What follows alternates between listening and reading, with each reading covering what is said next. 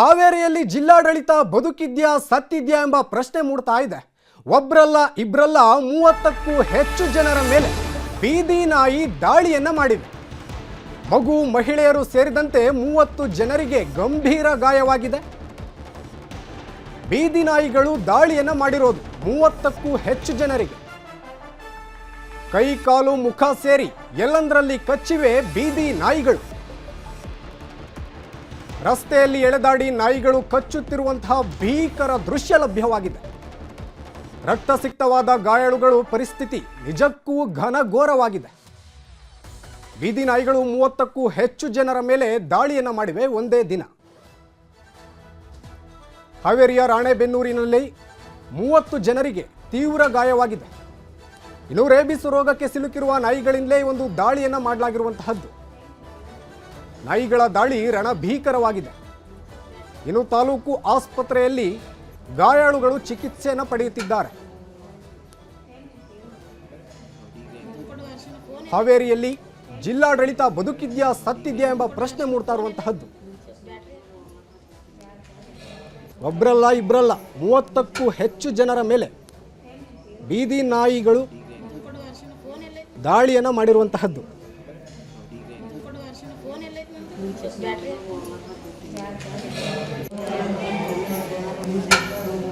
ಹಲಗೇರಿ ಕ್ರಾಸಿಗೆ ಬಂದ್ವಿ ರೀ.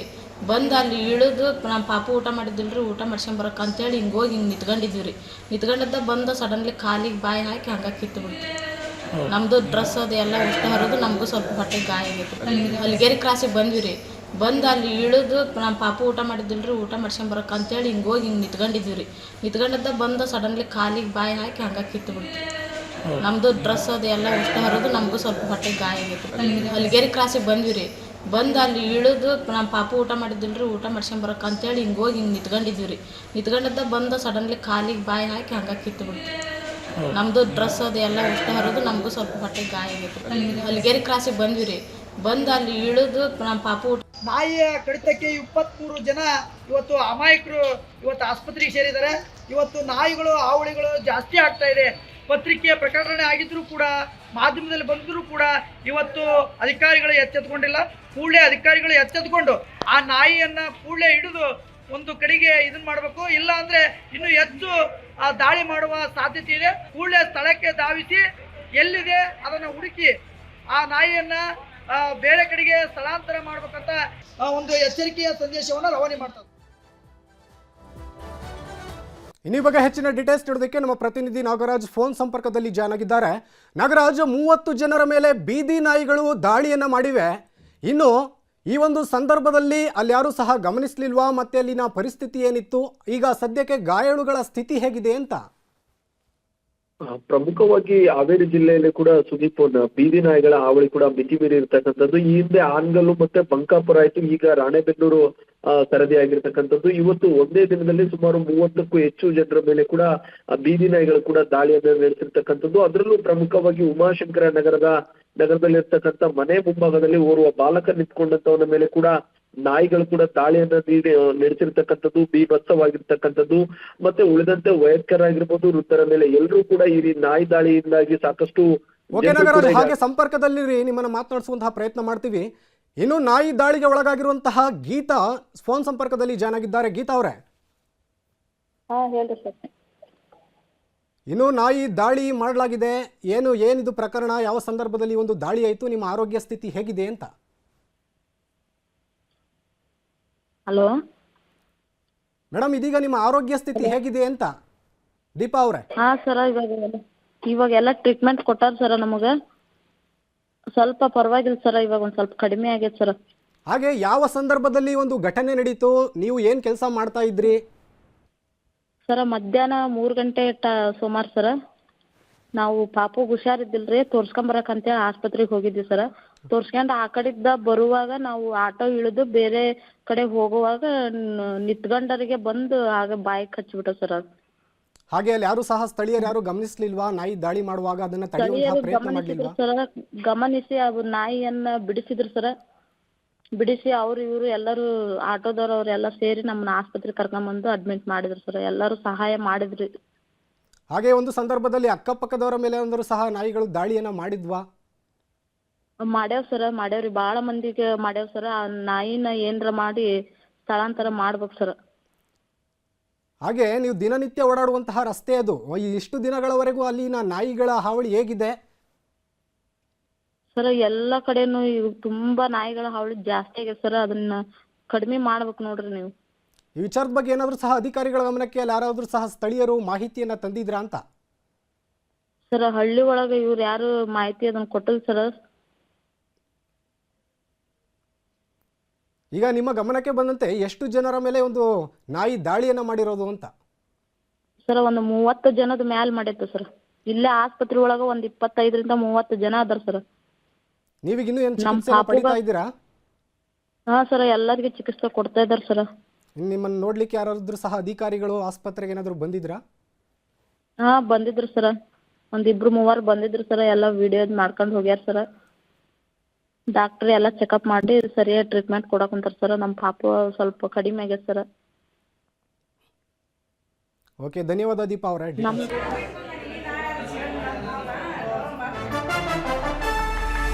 ಇನ್ನು 30 ಜನರ ಮೇಲೆ ನಾಯಿಗಳ ದಾಳಿ ಮಾಡಿದ್ರೂ ಸಹ ಚಿಕಿತ್ಸೆಗೆ ವೈದ್ಯರೇ ಇಲ್ಲ. ಜನ ಅಯ್ಯೋ ಅಯ್ಯೋ ಅಂದಮೇಲೆ ಬಂದಿದ್ದಾರೆ ಅಧಿಕಾರಿಗಳು. ಬೇರೆ ಬೇರೆ ಆಸ್ಪತ್ರೆಗಳಿಂದ ವೈದ್ಯರನ್ನ ಕರೆಸ್ತಿದೆ ಜಿಲ್ಲಾಡಳಿತ. ತಾಲೂಕು ಆಸ್ಪತ್ರೆಗೆ ಸ್ಥಳೀಯ ಶಾಸಕ ಪ್ರಕಾಶ್ ಕೋಳಿವಾಡ ಭೇಟಿಯನ್ನು ನೀಡಿದ್ದಾರೆ. ಗಾಯಾಳುಗಳ ಆರೋಗ್ಯವನ್ನು ವಿಚಾರಿಸಿದ್ದಾರೆ ಪ್ರಕಾಶ್ ಕೋಳಿವಾಡ. ನಾಯಿ ದಾಳಿಗೆ ಒಳಗಾದವರ ಸಂಖ್ಯೆ ಮತ್ತಷ್ಟು ಹೆಚ್ಚಾಗುವಂತಹ ಸಾಧ್ಯತೆ ಇದೆ. ಇನ್ನೂ ಸಹ 30 ಜನರ ಮೇಲೆ ಬೀದಿ ನಾಯಿ ದಾಳಿ ಆದಮೇಲೆ ಈ ಒಂದು ಆಪರೇಷನ್ ಡಾಗ್ ರಾಣೆಬೆನ್ನೂರು ನಗರಸಭೆಯಿಂದ ರಾತ್ರೋರಾತ್ರಿ ಕಾರ್ಯಾಚರಣೆ ಆರಂಭವಾಗಿದೆ. ನಾಯಿಗಳನ್ನು ಹಿಡಿಯಲು ಮುಂದಾಗಿದೆ ನಗರಸಭೆ ಸಿಬ್ಬಂದಿ ನಾಯಿಗಳನ್ನು ಹಿಡಿಯಲು ಮುಂದಾಗಿದ್ದಾರೆ. 30 ಜನರ ಮೇಲೆ ನಾಯಿಗಳ ದಾಳಿಯಾಗಿರುವಂತಹದ್ದು. ಇನ್ನು ಚಿಕಿತ್ಸೆಗೆ ವೈದ್ಯರೇ ಇಲ್ಲದಂತಾಗಿದೆ. ಜನ ಅಯ್ಯೋ ಅಂತ ಬೇಡಿಕೊಂಡ ನಂತರ ಅಧಿಕಾರಿಗಳು ಬೇರೆ ಬೇರೆ ಆಸ್ಪತ್ರೆಗಳಿಂದ ವೈದ್ಯರನ್ನ ಕರೆಸಿದ್ದಾರೆ. ಇನ್ನು ತಾಲೂಕು ಆಸ್ಪತ್ರೆಗೆ ಸ್ಥಳೀಯ ಶಾಸಕ ಪ್ರಕಾಶ್ ಕೋಳಿವಾಡ ಭೇಟಿಯನ್ನು ನೀಡಿ ಗಾಯಾಳುಗಳ ಆರೋಗ್ಯವನ್ನು ವಿಚಾರಿಸಿದ್ದಾರೆ. ನಾಯಿ ದಾಳಿಗೆ ಒಳಗಾದವರ ಸಂಖ್ಯೆ ಮತ್ತಷ್ಟು ಹೆಚ್ಚಾಗುವಂತಹ ಸಾಧ್ಯತೆ ಇದೆ. 30ಕ್ಕೂ ಅಧಿಕ ಮಂದಿಗೆ ಬೀದಿ ನಾಯಿ ಕಚ್ಚಿರುವಂತಹದ್ದು. ಈ ಬಗ್ಗೆ ಅಲ್ಲಿನ ಅಧಿಕಾರಿಗಳು ಕ್ರಮವನ್ನು ವಹಿಸಬೇಕು. ಯಾಕೆಂದ್ರೆ ಇದು ಸಾಮಾನ್ಯವಾಗಿರುವಂತಹ ವಿಚಾರ ಅಲ್ಲ. 30ಕ್ಕೂ ಹೆಚ್ಚು ಜನರ ಮೇಲೆ ನಾಯಿ ದಾಳಿಯನ್ನ ಮಾಡ್ತಾವೆ ಅಂದ್ರೆ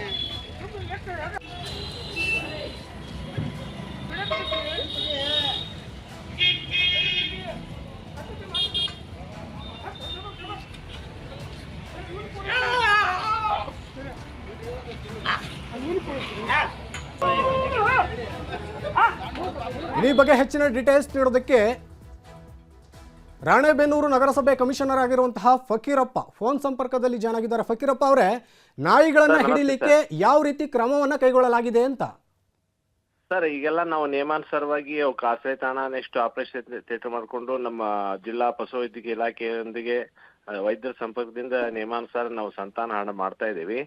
ಇವತ್ತೊಂದು ದಿವಸ ಇದು ಒಂದು ನಾಯಿ ಮಾತ್ರ ಇಷ್ಟು ಒಂದು ಸಾಯಂಕಾಲ ಸುಮಾರಿಗೆ ಒಂದು 6:30-7 ಗಂಟೆ ಕತ್ತಾದ ಸಂದರ್ಭದಲ್ಲಿ ಸುಮಾರು ಜನರ ಮೇಲೆ ಒಂದು ದಾಳಿ ಮಾಡಿರ್ತಕ್ಕಂಥದ್ದು ಒಂದು ಆಕಸ್ಮಿಕವಾಗಿರ್ತಕ್ಕಂಥ ಘಟನೆ ಅದು.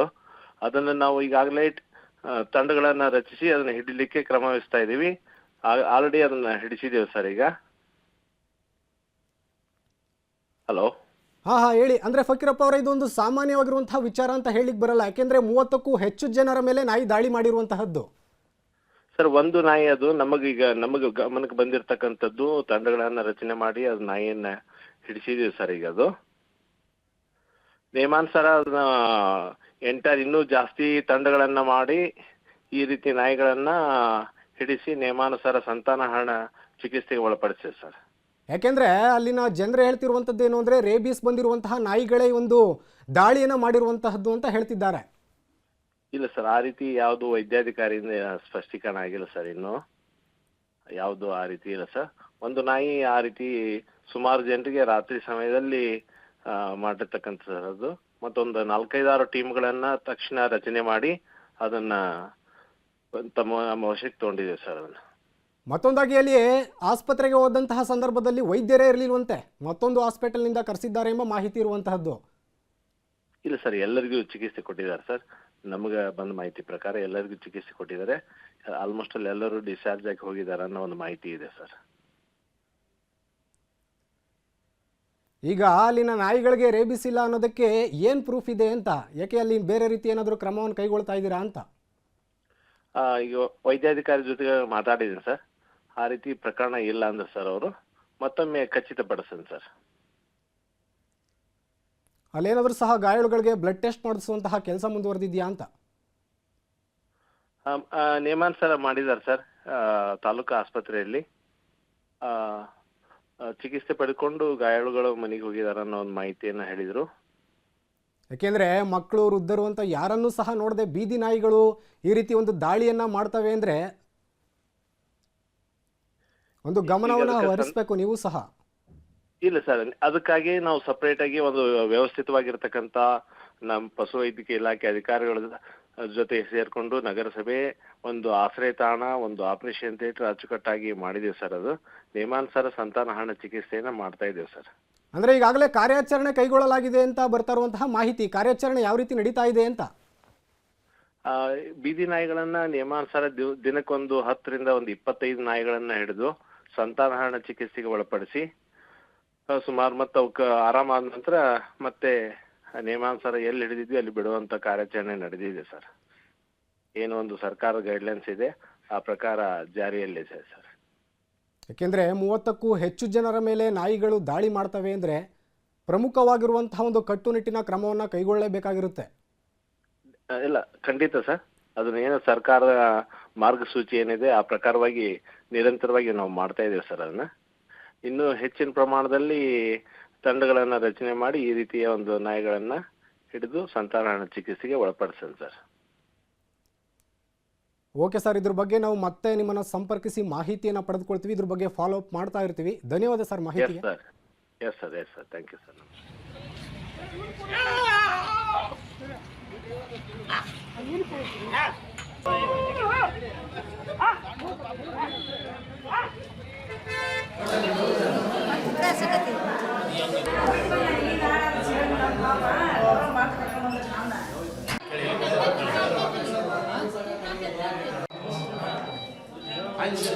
ಅಮ್ಮ ಏನಾಗೈತಮ್ಮ?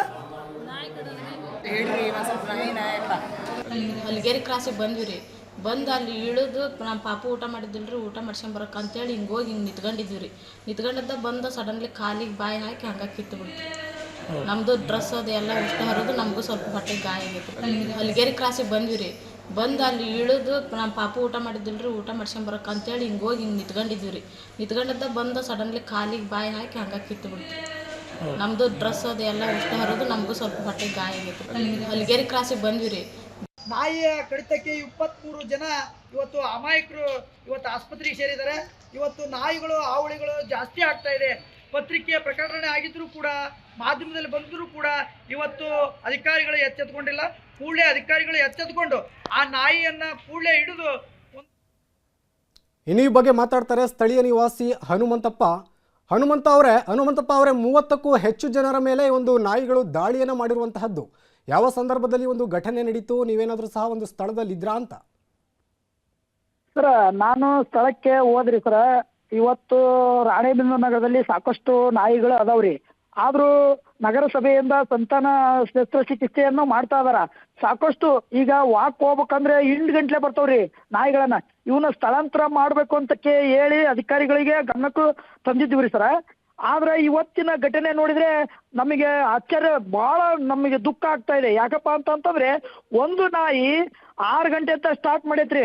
ಒಬ್ಬ ಮಹಿಳೆ ಹಲಗೇರಿ ಕ್ರಾಸ್ನಲ್ಲಿ ನಿಂತ್ಕೊಂಡಾಗ ಸಣ್ಣ 1.5 ವರ್ಷದ ಮಗುದ ಮೇಲೆ ದಾಳಿ ಮಾಡಿ ಅಲ್ಲಿಂದ ಸರ್ಕಾರಿ ಮಾರ್ಕೆಟ್ ಮುಖಾಂತರ ದುರ್ಗಾ ಸರ್ಕಲ್ ಮತ್ತು ಕುರುಬೇರಿ ಕ್ರಾಸಿಗೆ ಹೋಗಿ 30ಕ್ಕೂ ಹೆಚ್ಚು ವ್ಯಕ್ತಿಗಳ ಮೇಲೆ ಹಲ್ಲೆ ಮಾಡಿದ್ದಾರೆ. ಹೆಣ್ಮಕ್ಳ್ರಿ ಪಾಪ ಬಸ್ ಹತ್ತಿದಾಗನು ಕೂಡ ಕೈಗೆ ಹಾಕಿ ಇದು ಮಾಡೈತ್ರಿ, ಹಲ್ಲೆ ಮಾಡೈತ್ರಿ. ಹನುಮಂತಪ್ಪ ಅವರೇ, ನಗರಸಭೆಯವರಿಗೆ ನೀವೇನಾದರೂ ಸೇರಿ ದೂರನ್ನ ಕೊಟ್ಟಿದ್ರಾ? ಸರ್, ನಗರಸಭೆ ಮತ್ತು ಜಿಲ್ಲಾಧಿಕಾರಿಗಳಿಗೂ ಕೂಡ ಗಮನ ತಂದಿದ್ವಿ ಸರ್. ಆ ಹಾವೇರಿ ಮತ್ತು ರಾಣೆಬೆನ್ನೂರು ಪತ್ರಿಕೆಯಲ್ಲೂ ಕೂಡ ಪ್ರಕಟಣೆ ಆಗಿತ್ರಿ. ಆದ್ರೆ ಇದು ಏನಾಗಿದೆಪ್ಪ ಅಂದ್ರೆ ಈ ನಾಯಿ ಯಾವ ರೀತಿಯಾಗಿ ಬಂದು ಈ ರೀತಿ ಅಂದ್ರೆ ಸಾಕಷ್ಟು ದಿನ ಬೆಳಕಂದ್ರೆ ನಾಯಿ ಬಹಳ ಇರ್ತಾವ್ರಿ. ರಾತ್ರಿ ಯಾರಾದ್ರೂ ಹೋಗ್ಬೇಕಪ್ಪ ಅಂದ್ರೆ ನಾಯಿಗಳು ಇಂಟು ಗಂಟ್ಲೆ ಬರ್ತಾ ಇರ್ತಾವ್ರಿ. ಇವನ್ನ ಬೇರೆ ಕಡೆ ಸ್ಥಳಾಂತರ ಅಂತಂದು ಮನವಿ ಕೊಟ್ಟಿದ್ದೀವ್ರಿ. ಈಗ ಶಾಸಕರು ಜಿಲ್ಲಾಡಳಿತದವ್ರು ಹೇಳ್ತಾರೆ ನಾಯಿಗಳನ್ನು ಹಿಡಿತೀವಿ ಅಂತ. ಇಲ್ಲಿವರೆಗೂ ನಾಯಿಯನ್ನು ಹಿಡಿಯುವಂತಹ ಕೆಲಸಗಳಲ್ಲಿ ಏನಾದರೂ ಆಗಿದ್ಯಾ? ಸರ ನಾಯಿಗಳನ್ನ ಹಿಡಿದು ಅದಕ್ಕ ಸಂತಾನ ಶಸ್ತ್ರಚಿಕಿತ್ಸೆಯನ್ನು ಮಾಡಿ ಮತ್ತೆ ಮರಳಿ ಇಲ್ಲೇ ಬಿಡ್ತಾ ಇದಾರ್ರಿ ಸ್ಥಳದಾಗ. ನೀವು ಅದನ್ನು ಮತ್ತೆ ಕೇಳುವಂತಹ ಪ್ರಶ್ನೆ ಮಾಡಿಲ್ವಾ? ಸರ್ ಅದನ್ನ ಕೇಳಿದ್ರಿ. ಈಗ ನಾಯಿಗಳು ಇಷ್ಟಕ್ಕೊಂದು 8 ಗಂಟೆ ಬರ್ತಾ ಇದಾವ್ರಿ. ಅವುಗಳ ಫೋಟೋಗಳನ್ನು ಕೂಡ ನಾನು ಮೀಡಿಯಾಕ್ಕೂ ಕೂಡ ಕೊಟ್ಟಿದ್ದೇನೆ ಸರ್. ಏನಂದ್ರೆ ಯಾರ ಹೋಗ್ಬೇಕಪ್ಪ ಅಂತಂದ್ರೆ ವೆಹಿಕಲ್ಸ್ ಆಗಲಿ ದ್ವಿಚಕ್ರ ವಾಹನಗಳು ಹಂಗ ಅಡ್ಡ ಬಂದ ಬಿಡ್ತಾವ್ರಿ. ಯಾಕೆಂದ್ರೆ ಇಲ್ಲಿ 30ಕ್ಕೂ ಹೆಚ್ಚು ಮಂದಿಗೆ ಏನಿಲ್ಲ ನಾಯಿಗಳು ಕಚ್ಚಿವೆ. ರೇಬಿಸ್ ರೋಗ ಇರೋ ನಾಯಿಗಳೇ ಕಚ್ಚಿದೆ ಅಂತ ಹೇಳ್ತಾ ಇರುವಂತದ್ದು. ಆದ್ರೆ ನಗರಸಭೆ ಕಮಿಷನರ್ ಹೇಳ್ತಾರೆ ಇದೆಲ್ಲ ಸುಳ್ಳು ಅಂತ ಹೇಳ್ತಿದ್ದಾರೆ. ಇಲ್ಲ, ನಗರ ಕಮಿಷನರ್ ಕೂಡ ಉತ್ತಮವಾದಂತ ಕೆಲಸಗಳನ್ನ ಮಾಡಿದಾರೆ. ಇವ್ರು ನನ್ನ ಕಣ್ಣಾರ ನೋಡಿದೇನ್ರಿ, ಉತ್ತಮವಾದಂತ ಕೆಲಸಗಳನ್ನ ಯಾವ ರೀತಿಯಾಗಿ ಮಾಡ್ಯಾರಪ್ಪ ಅಂದ್ರೆ ನಾಯಿಗಳನ್ನ ಹಿಡಿದು ತಾವು ಚಿಕಿತ್ಸೆಗಳನ್ನ ಕೊಟ್ಟು ಮತ್ತೆ ಮರಳಿ ಇಲ್ಲೇ ಬಿಟ್ಟಿರೋದು ನಾವ್ ಇದನ್ನ ಖಂಡನೆ ಮಾಡ್ತಾ ಇದ್ದೇವೆ. ಆದ್ರೆ ಕೆಲಸ ಮಾಡ್ಯಾರ್ರಿ, ಆದ್ರೆ ಅವನ್ನ ಸ್ಥಳಾಂತರ ಮಾಡಿಲ್ಲ. ಓಕೆ, ಅಂದ್ರೆ ಅಲ್ಲಿ ಶಾಸಕರೇನಾದ್ರು ಬಂದಿದ್ರಾ? ಅಲ್ಲಿ ಏನು ಹೇಳಿದ್ರು? ಸರ ಶಾಸಕರು ಬಂದಾಗ 14 ಜನ ಅಡ್ಮಿಟ್ ಆಗಿದ್ರಿ. ಅವ್ರು ಬಂದು ಹೋದ ನಂತರ ಮತ್ತೆ ಜನ ಬರಾಕತ್ಬಿಟ್ರಿ. ಓಕೆ, ಈಗ ಶಾಸಕರು ಕೂಡ ಈಗ ಎಚ್ಚೆತ್ಕೊಂಡು ಇದು ಗಂಭೀರ ಪ್ರಕರಣ ಅಂತ ತೆಗೆದುಕೊಂಡು ಇದರ ಬಗ್ಗೆ ಸೂಕ್ತ ಕ್ರಮ ಕೈಗೊಳ್ಬೇಕಂತಂದು ಮಾಧ್ಯಮದ ಮುಖಾಂತರ ಅಧಿಕಾರಿಗೂ ಮತ್ತು ನಾವು ಶಾಸಕರಿಗೂ ಕೂಡ ನಾವು ಮನವರಿಕೆ ಮನವಿ ಮಾಡ್ತಾ ಇದ್ದಾವೆ ಸರ್. ಹೌದು ಹೌದು. ಇನ್ನು ನಿಮ್ಮ ಪ್ರಕಾರ ಎಷ್ಟು ಜನರಿಗೆ ನಾಯಿ ಕಚ್ಚಿರ್ಬೋದು? ಸರ್ 26 ಜನಕ್ಕೆ ಕಚ್ಚಿದೆ ರೀ. 26 ಮಂದಿ. ನಮಗೆ ಅಲ್ಲಿ ನಾನು ಆಸ್ಪತ್ರೆ ಒಳಗಿದ್ದಾಗ 26 ಜನ ಬಂದಿದ್ರಿ. ಈಗ ಅವರೆಲ್ಲ ಹಾಸ್ಪಿಟ್ಲಿಂದ ಡಿಸ್ಚಾರ್ಜ್ ಆಗಿದ್ದಾರಾ? ಇನ್ನೂ ಚಿಕಿತ್ಸೆ ಪಡಿತಾ ಇದ್ದಾರಾ? ಸರ ಈಗ ಆಸ್ಪತ್ರೆ ಒಳಗ ಸರಿಯಾದಂತ ಚಿಕಿತ್ಸೆ ಕೊಟ್ಟಿಲ್ರಿ. ಅದು ಏನ ಟಿ ಇಂಜೆಕ್ಷನ್ ಮಾಡ್ತಾರ, ಹೋಗಿ ಮಕ್ಕ ಹೋಗ್ರಿ ಅಂತ ಕಳಿಸ್ತಾರ್ರಿ. ಅದಕ್ಕೆ ಏನು ಕಚ್ಚಿದೆಯಲ್ಲ ಅದಕ್ಕೆ ಯಾವುದೇ ರೀತಿಯಾದಂತ ಟ್ರೀಟ್ಮೆಂಟ್ ಕೊಟ್ಟಿಲ್ರಿ. ಓಕೆ ಹನುಮಂತಪ್ಪ ಅವರೇ, ನಿಮ್ಮನ್ನು ಮಾತಾಡಿಸ್ತೀವಿ.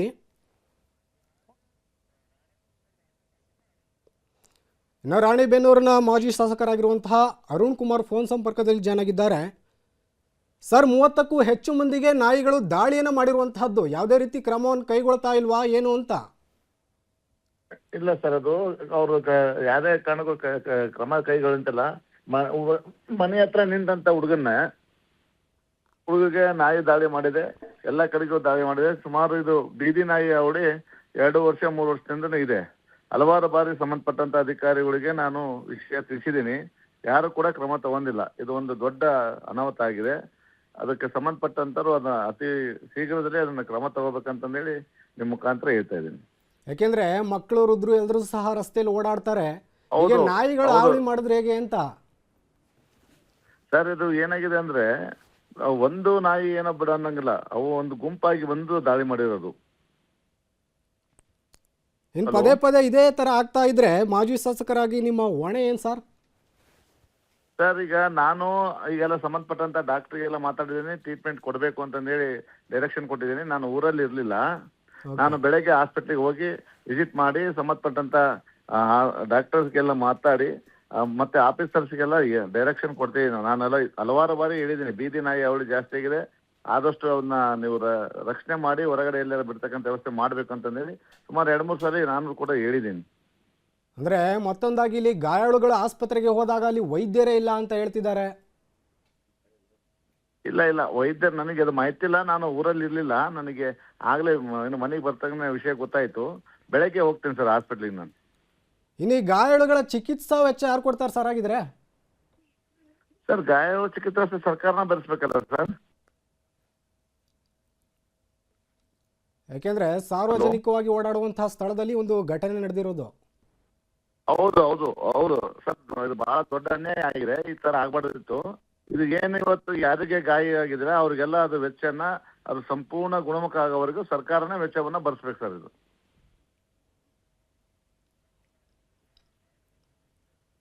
ಹಾಗೆ ಗಾಯಾಳುಗಳನ್ನ ಭೇಟಿಯಾಗಿ ಮಾತನಾಡಿಸುವಂತಹ ಪ್ರಯತ್ನ ಮಾಡಿ ಸರ್ ನೀವು ಸಹ. ನಾ ಬೆಳಗ್ಗೆ ಹೋಗ್ತೇನೆ ಸರ್, ಬೆಳಗ್ಗೆ ಹೋಗ್ತೇನೆ ಹಾಸ್ಪಿಟ್ಲಿಗೆ, ಬೆಳಗ್ಗೆ ಹೋಗ್ತೀನಿ. ಓಕೆ ಸರ್, ಧನ್ಯವಾದ ನಿಮ್ಮ ಮಾಹಿತಿಗೆ. Thank you, thank you.